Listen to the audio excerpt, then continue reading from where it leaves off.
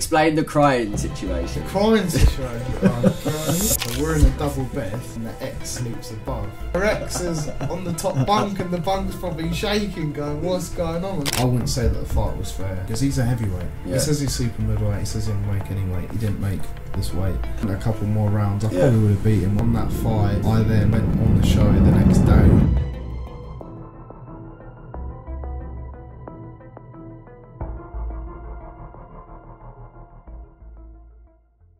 Liam, the lumberjack Forrest, cutting down trees. Welcome, my brother. Yes, Brad, let's get into this. It's been a long time coming, man. Finally got it sorted. Cool. Jetted off, decided to go on TV rather than come and be on this fucking camera. We've got you in front of the cameras, nonetheless. Yeah, so what I've seen of you, personality, humble as fuck as well. And definitely look at life a certain way just from having a conversation this morning. I appreciate that, thank you. I'm excited for a lot of people to hear your story, your wisdom, and I just want to dive right into it. So I'll call my guest, who is little Liam, having the impact of big Liam on the world today. Right, so well, basically how it all started is starting the boxing career. Yeah, or just like school. How you got into boxing? Yeah, so at school, I mean, I used to play all kinds of sports and whatnot, but tried rugby, tried football, tried basketball, but boxing was really the one. As soon as I punched someone in the face, I fell in love with it, to be fair. It's just the satisfaction of hitting someone, but also, I don't know, it's weird to say it, but I like being hit as well. Kind of G's me up a bit. Yeah. And I feel like great after having a boxing session, hitting the pads bag, just letting that anger out, you know. When was your first punch when you was younger? My first punch? What? School fights? Legal or illegal?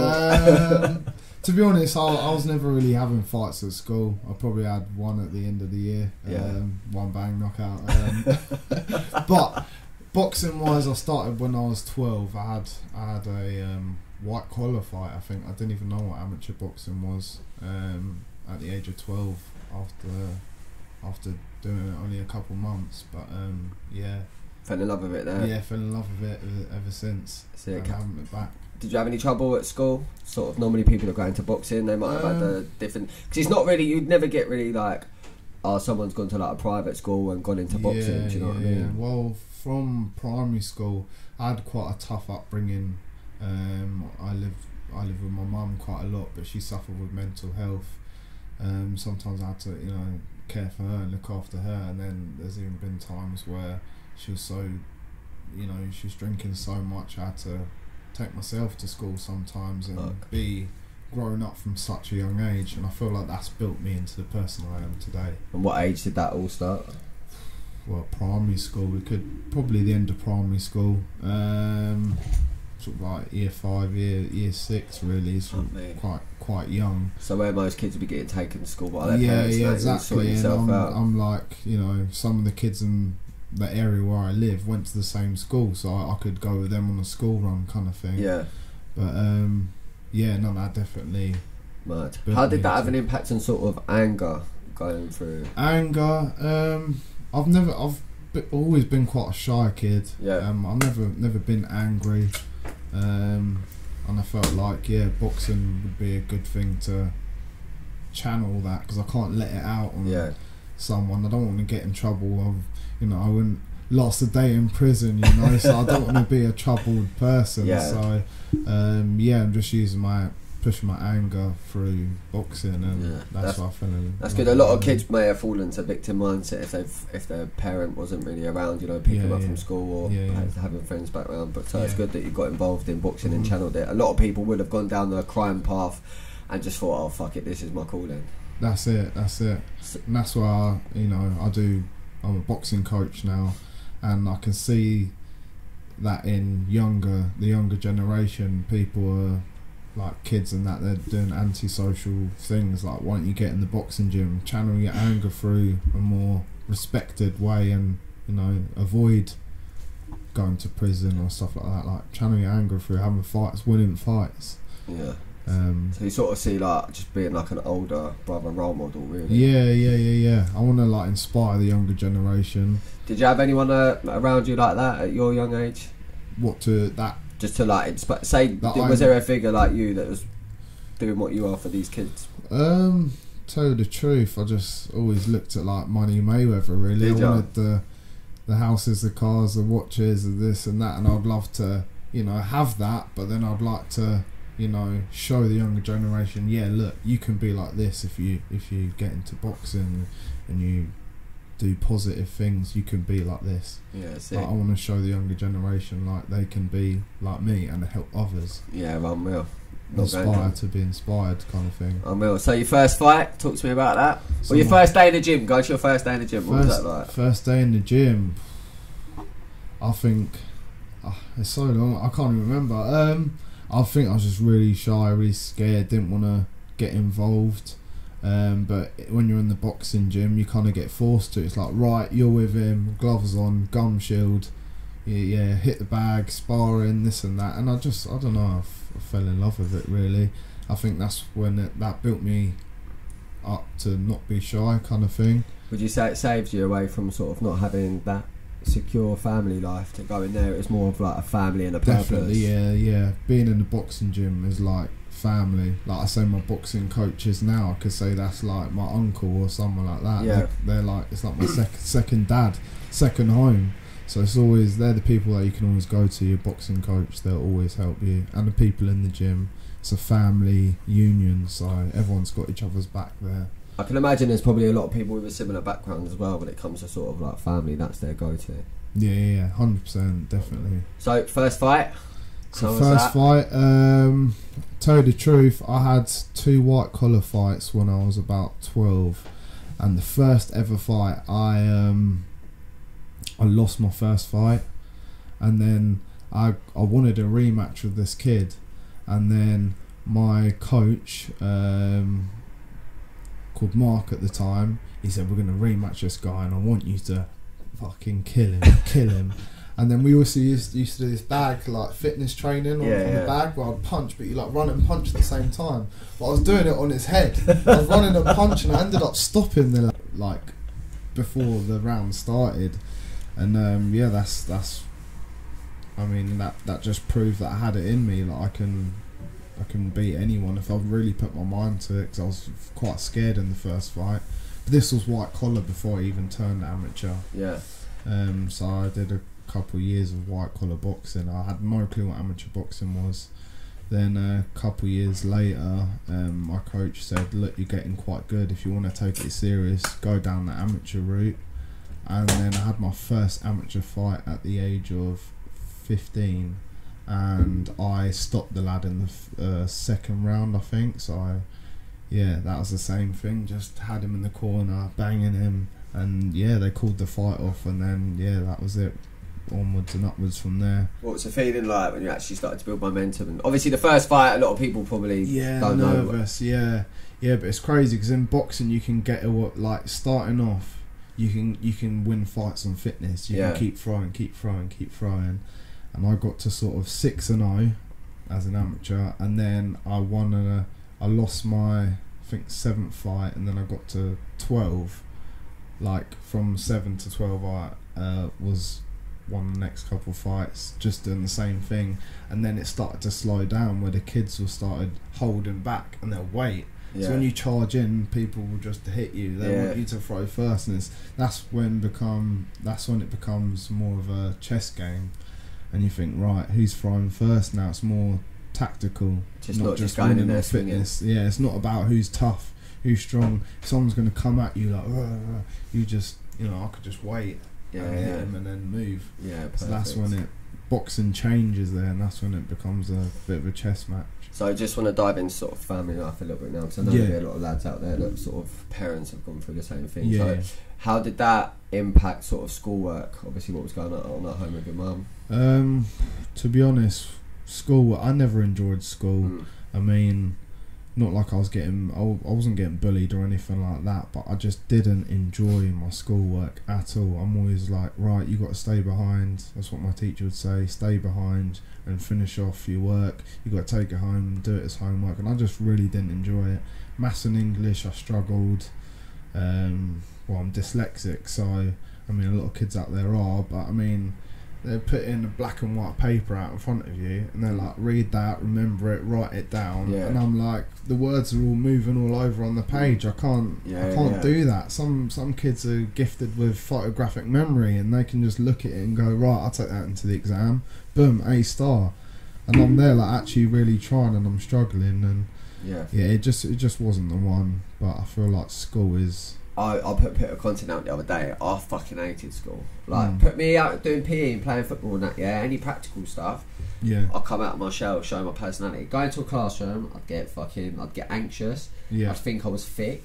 Yeah. Like, I'd be in the bottom set for everything, and you got all these smart fuckers walking around thinking they're the bollocks and that, mate. I was depressed as fuck at school, but I just didn't realise it. And then, because I didn't do well at school in certain subjects, I labelled myself as thick throughout my whole life. Like, I'm stupid. Like, I don't know, just because I wasn't good at English, maths, fucking geography, not knowing all science, what's in the fucking leaf. Yeah. But then put me in a practical environment with a load of people, I would have fucking aced it. Yeah. I feel the same. I feel like, even though I said I didn't really get bullied, but thinking about that now, I feel like in a classroom you get bullied. Like, how do you not know the answer to that? It's easy. Then your mates start testing you, like, what's one add one and all that, and just sitting there sweating like people are just mastering out the work. I used to just fucking try and copy everyone. They're putting you under pressure. Yeah. You just, because you're under pressure, you don't know the answer. When you do know, if you really think about it. But I mean, I was always in bottom set maths, and I mean, if they said go out on the football field, walk around it, measure it, I'll get the answer right. Yeah. But if they said, right, if it's this square meter, blah blah blah on the board. I don't know. It's mad, one isn't it? ear and out the other. Yeah, it's just crazy. not what I enjoy.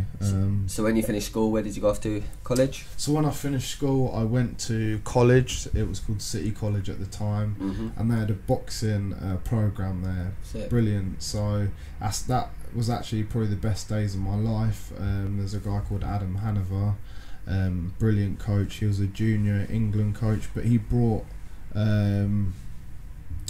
boxing in with like PE science, and that was brilliant. So I was there for about 4 years, and it's like training on a GB England camp. You're training like twice a day, but then you'd also do written work, and you would always go over, we'll do like PE sessions where we're leading the class, so that helps with like, I wanted to be a PT, so I enjoyed that, and I could lead a class and I could say, right, everyone get up, right, we're doing these circuits. Because you're in your natural environment. And enjoying it, and then you can make it boxing specific. Yeah. And everyone loved it, and people were like, wow, that was a really enjoyable class. That's when I felt like, right, I could, be a boxing coach here as well. Sick. So, that was great fun, and the training was brutal, but Adam would always make sure that you're ready for your fights, because you have to be affiliated to an amateur boxing club to go to the college,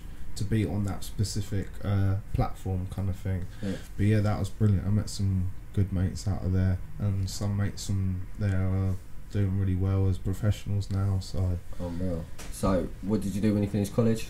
So when I finished college, I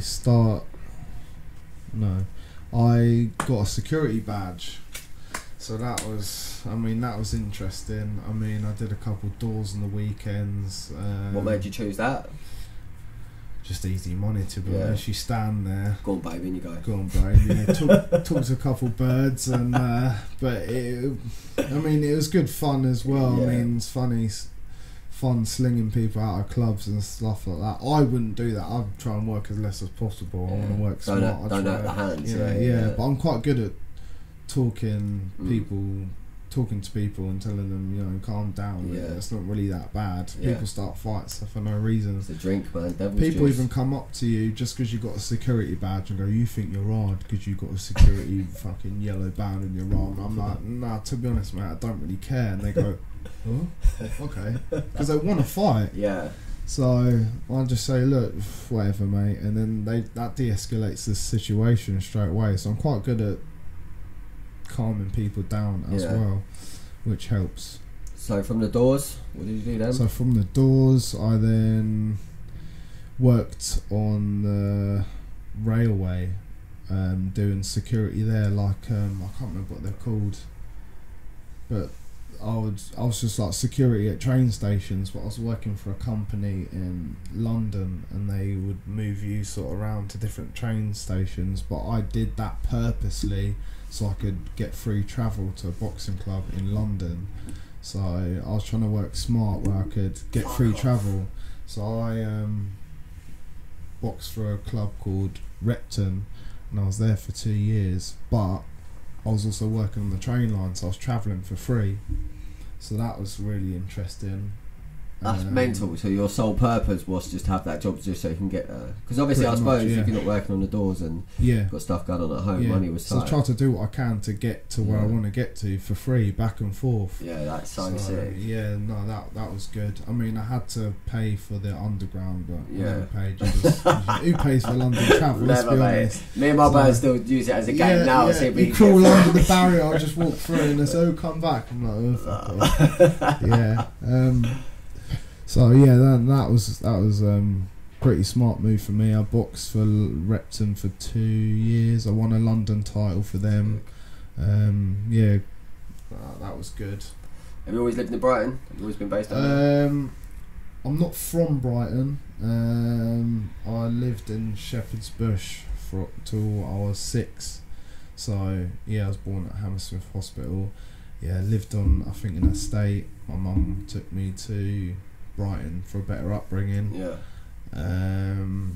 Otherwise I'd be in a gang or dead. You never know, because I think when you're brought up around that area, the estate, you're kind of forced into being in a gang or something like that. I think my mum wanted the better. It's mad to think if you went 2 hours down the road, mate, it could be a different life. Yeah, exactly. Be behind the door. So that was a smart move for my mum. I may have even found my way to boxing still, but yeah, it was a smart move. Anything else that you've had sort of in the boxing thing that's sort of been like you've noticed that it's your calling? Boxing, I just feel like just boxing in general, like without the getting in the ring, it's like people respect you. You know how to control your anger. I feel like everyone's on the same path. Like you've got to be the best. Just in life in general. It's like a competition out there with men and women. Everyone's trying to, get rich, really. And I feel like boxing helps because it's like I want to get to the top. I want to be the best. I want to be the best in life. I want to win. I want to be a winner. So you haven't said much sort of about social life growing up. A lot of young lads would have been going out sort of on the weekends and out. Did you ever go down the drinking and drug path or? No, I've never. I mean, as soon as I was 18, I was like, let's go out clubbing I think I was going out every day. As soon as I turned 18, then it just gets boring. It's expensive as well, and then as you get older, you can't hack a hangover at all. But I've never really been a party animal. I've always dreamt of being a professional boxer.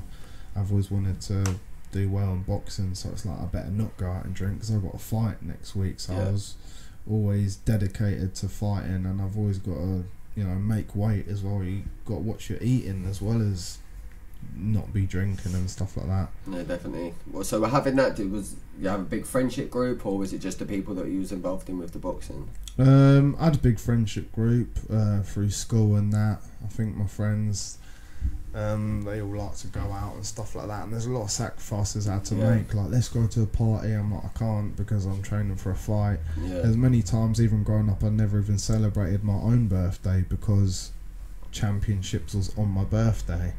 So around November time there's always amateur championships and whatnot, and it's like, oh well, I can't celebrate because I'm fighting the weekend, so I can't even eat my cake, my birthday cake.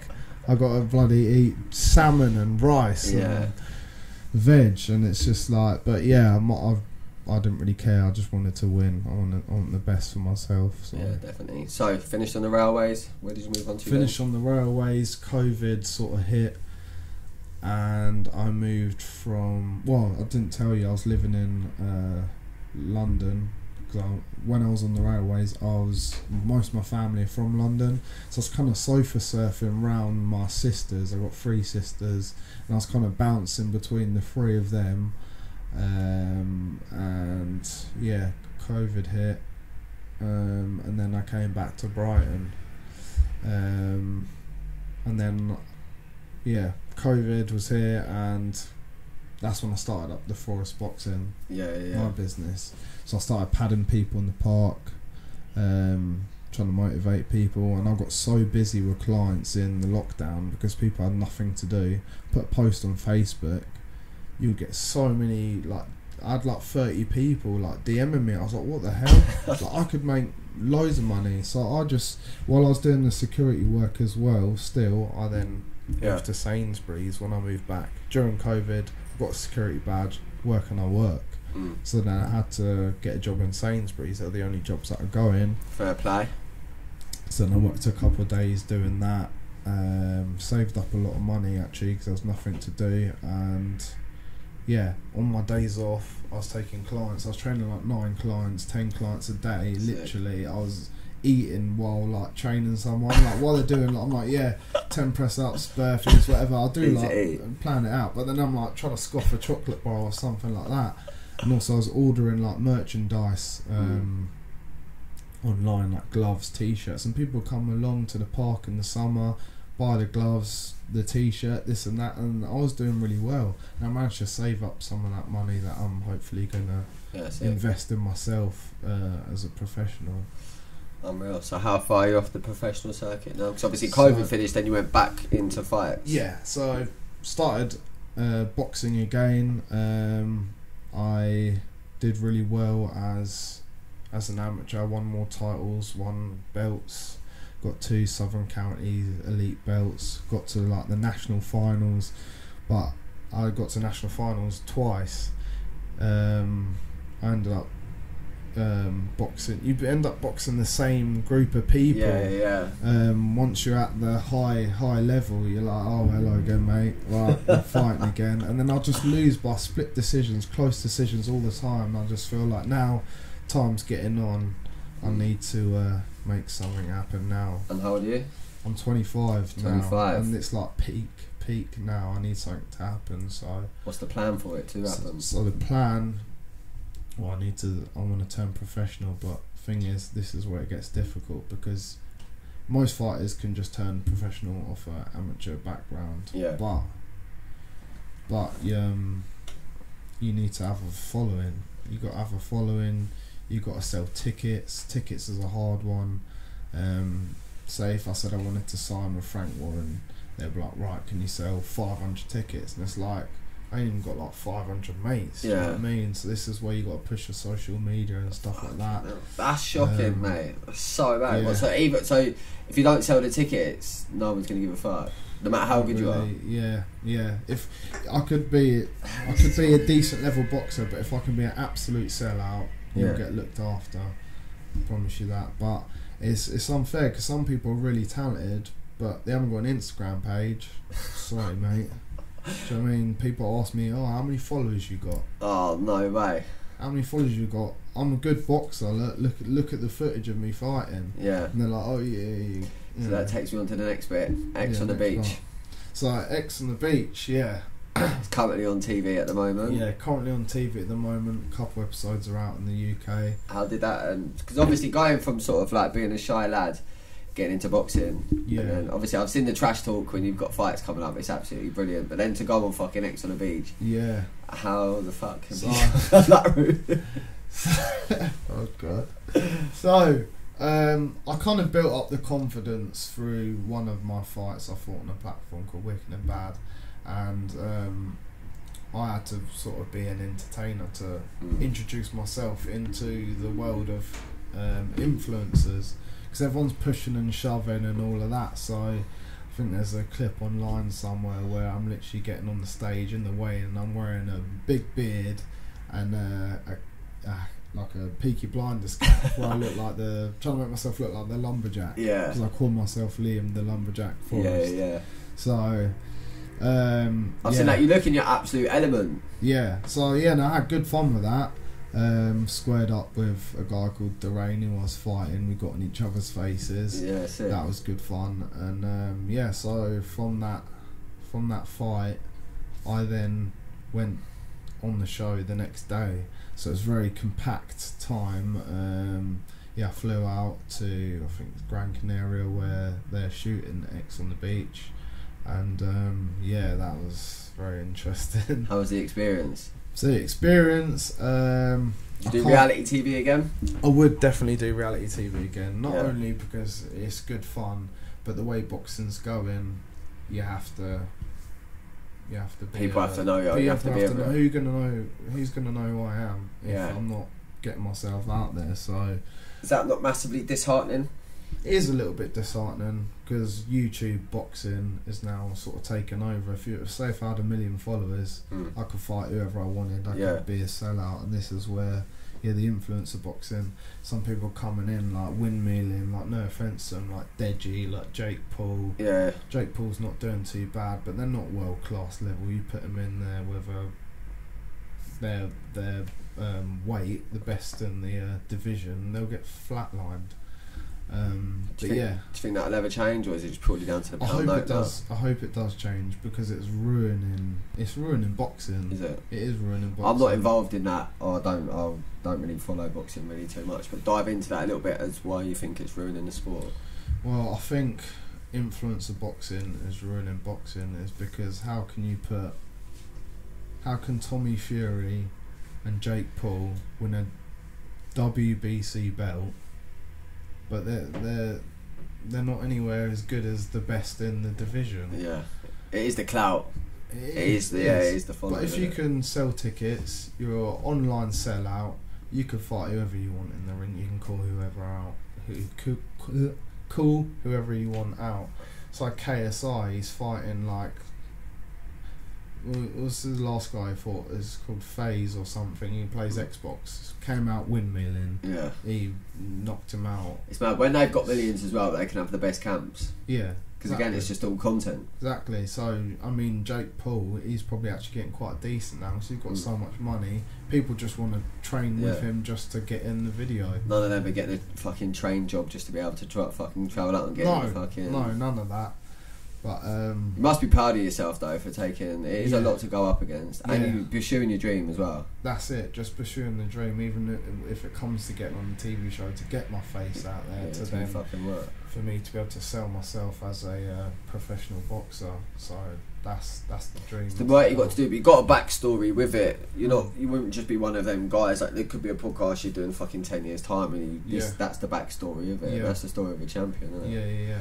So you just need to keep focused with it. So can't dive in too much to do with the show. Anything you could shed light on at the moment? What you seen? Yeah, so I can tell you how the layout is going. So basically, explain the crying situation. The crying situation. Okay. So basically, I was in a relationship with a girl called Layla. We went on the show, and her ex came on the show to test the relationship. So they put us together in each room, and how the beds were laid out was the ex sleeps above the couple. So we're in a double bed, and the ex sleeps above in the top bunk. These are bunk beds. So you can imagine what the environment is like. People are sort of, they're in a relationship, they're probably getting on jiggy whatever, and their ex is on the top bunk, and the bunk's probably shaking, going, what's going on? I'm trying to get my bird back. So, but I didn't do none of that.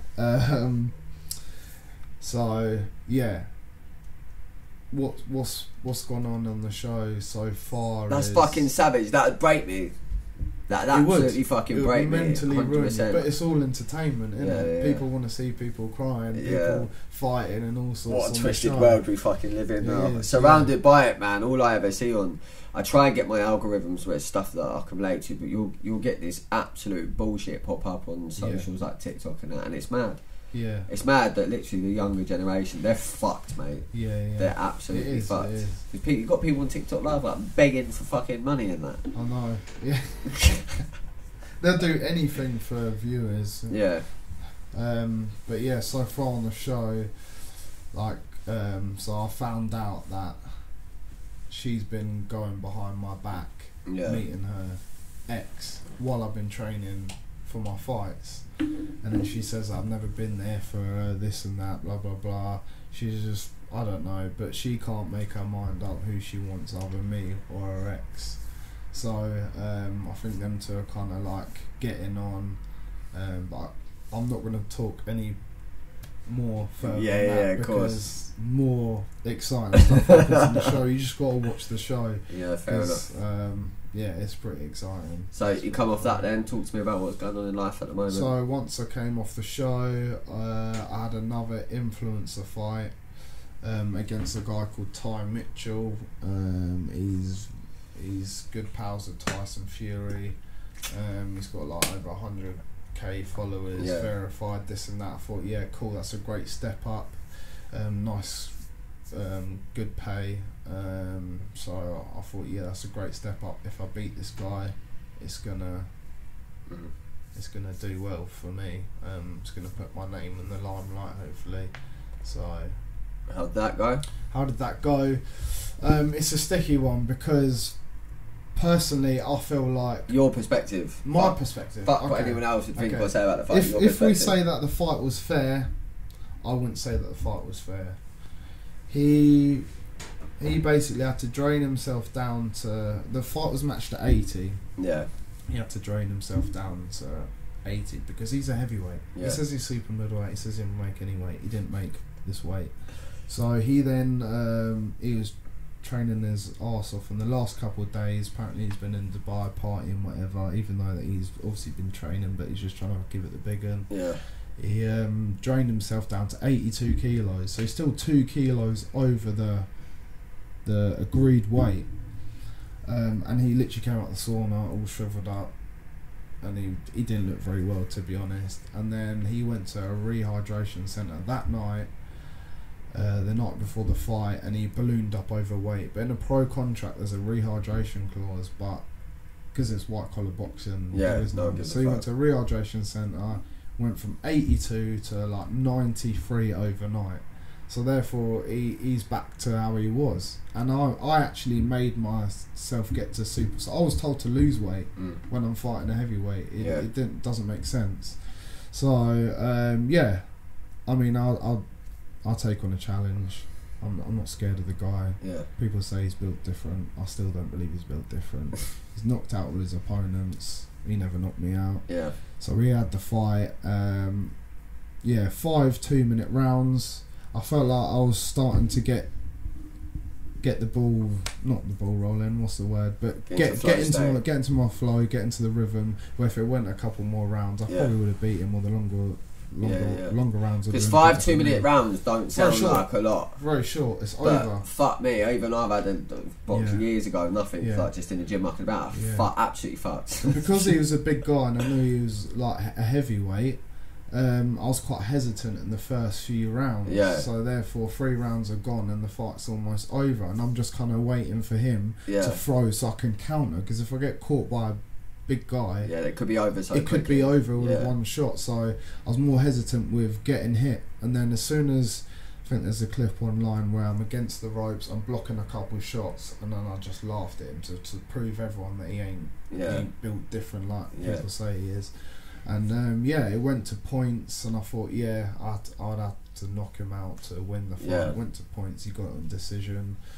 Obviously I'm coming in as the underdog. I'm trying to make an upset, so I had to knock him out really. Didn't get the knockout, unfortunately. Any chance of a rematch? I would like a rematch, but I mean there's just no point. I'd only do it for the money, and if you could actually meet at a decent agreeable weight. So what's the money like at the level that you're at?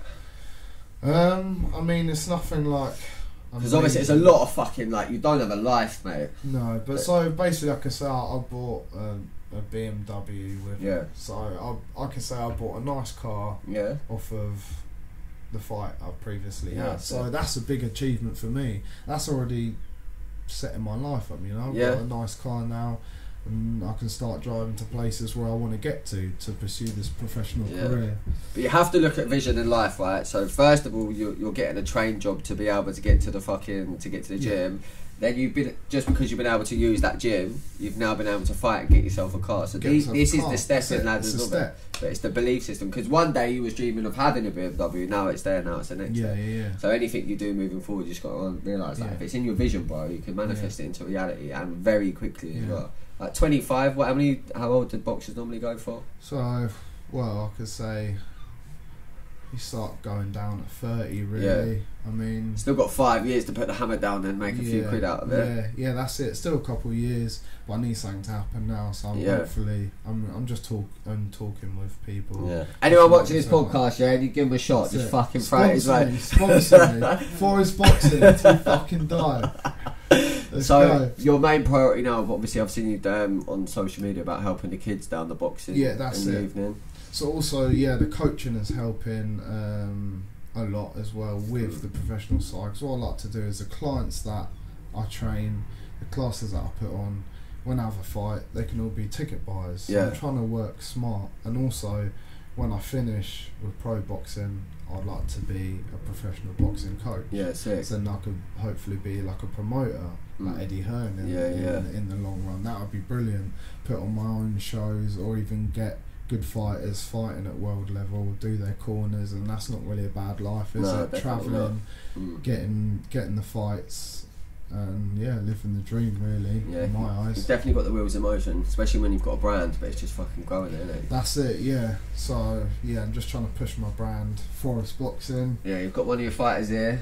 These are the loyal ones that you want to fucking have around you from day one. So that's what will separate you from other people, is having genuine people that actually see the vision and be a part of it. It's the same with me. I've got so many people that are like, hey, we're on this journey together. It helps me. Loyalty's the main one, because people come and they go.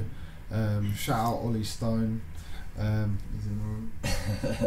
Make yourself heard. Appreciate it. He's a loyal one. He fights on a lot of shows that I get the fighters on. There's another guy called George Bai who I train. He's just won recently. Sick.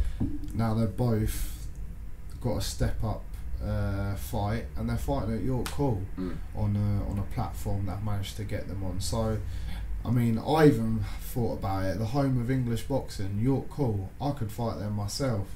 But injury at the moment, so I can't can't put me down at the moment. So I'm putting more time into my coaching, and I'll do these guys' corners on the next show.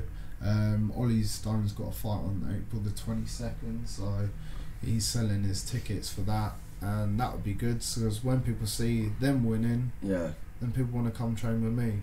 George Bai, he won his fight, he boxed really well, and that's what I want to show people, like, look, you can be a winner like these guys. Definitely. All you got to do is show me your commitment and turn up training. All you got to do. Do you find that's hard for people to bring the young people to bring discipline and commitment? It is, because people say, I'll come training, training. Even when I see them in the local gyms, I go and lift weights, people in the change room, oh, you're a boxing coach, aren't you?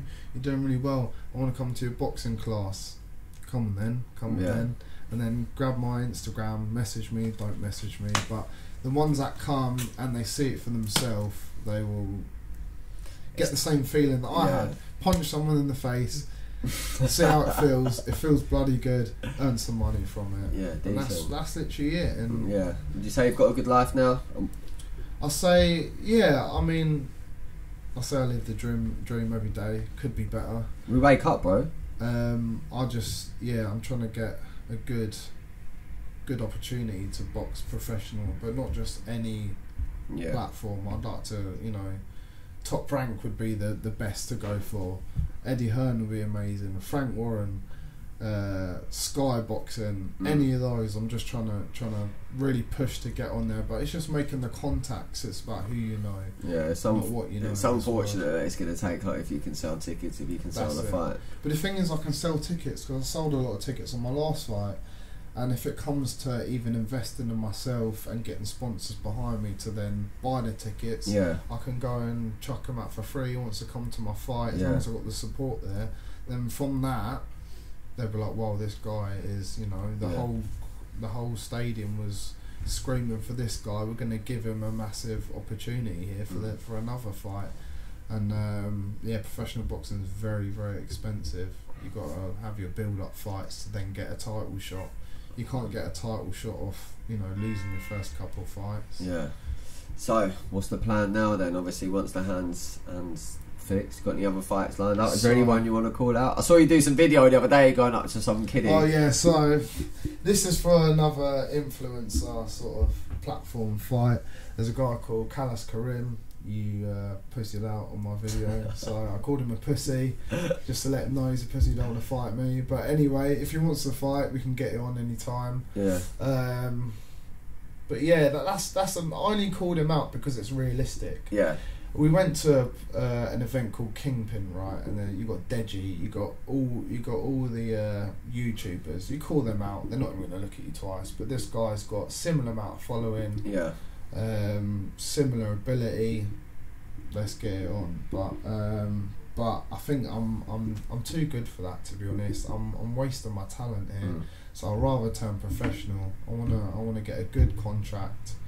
I just want to be looked after, and I don't want to have to spend a lot of money, and then it's like a gamble, if they're saying, you got to get all these tickets, and I end up buying a couple, and then it's getting me out of pocket, and I don't get promised the opportunities they promise me.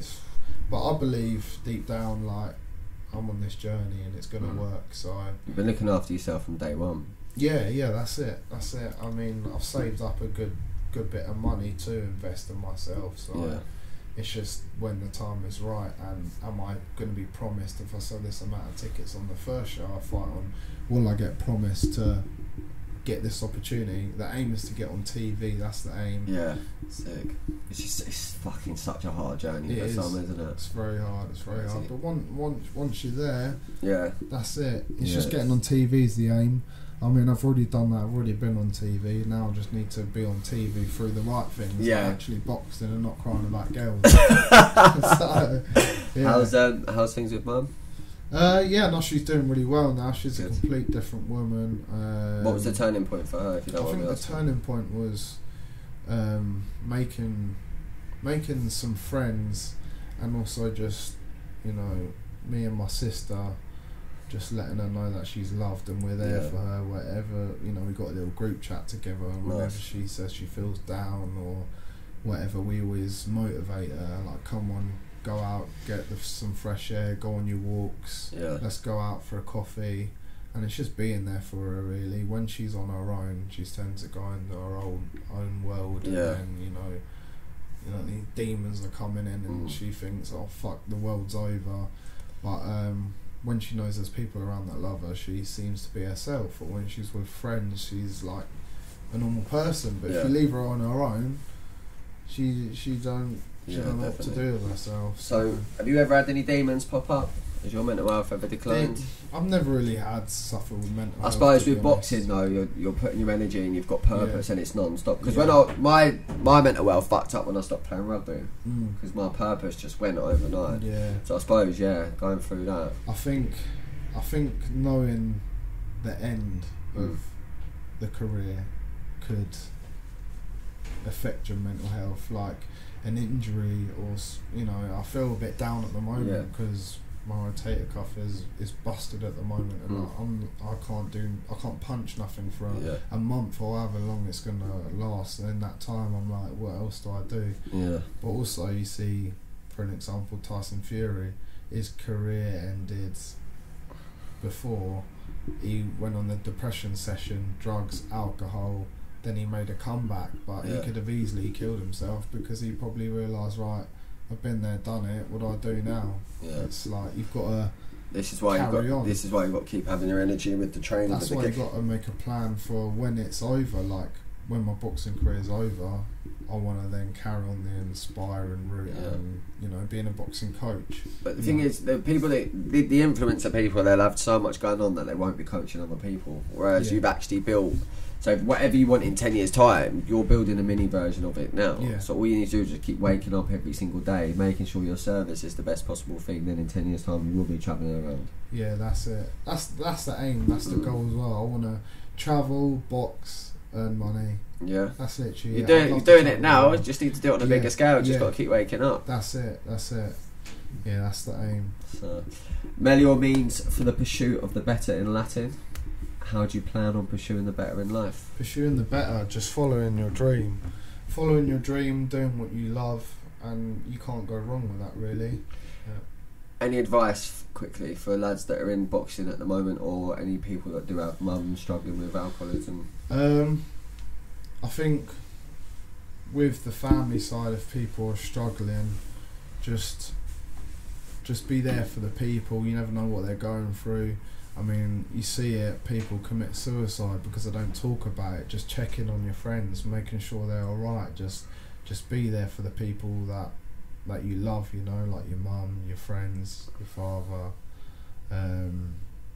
Just keep the good people close, really, and just checking on people. And for boxing wise, if you're an amateur boxer and you're looking to turn professional, get TikTok, get Instagram, like, comment, share, all of that.